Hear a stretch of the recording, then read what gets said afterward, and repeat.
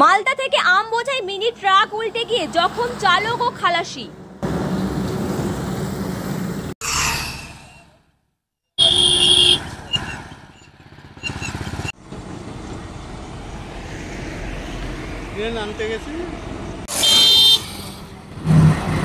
আজ ভোরে পশ্চিম মেদিনীপুর জেলার দাসপুর থানার জগন্নাথপুরে ভয়াবহ পথ দুর্ঘটনা।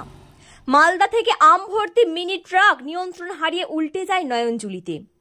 এই ঘটনায় আহত চালক ও খালাসি। ঘটনাটি ঘটেছে পশ্চিম মেদিনীপুর জেলার ঘাটাল পাঁশকুড়া রাজ্য সড়কের জগন্নাথপুর এলাকায়।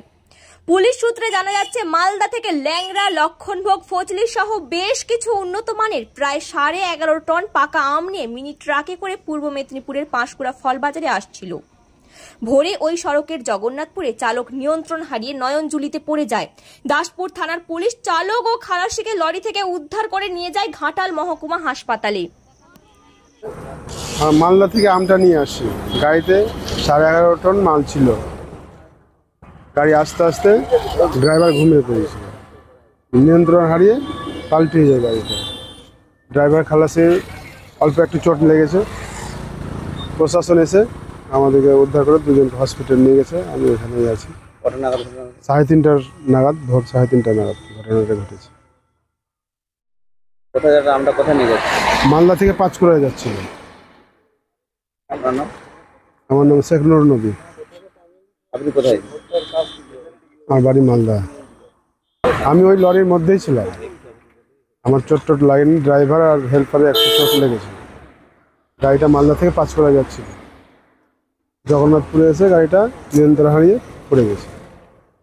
চালকের মদ্যপান করার ফলে কি দুর্ঘটনা? না না, মদ্যপান না, ঘুম চলে এসেছিল।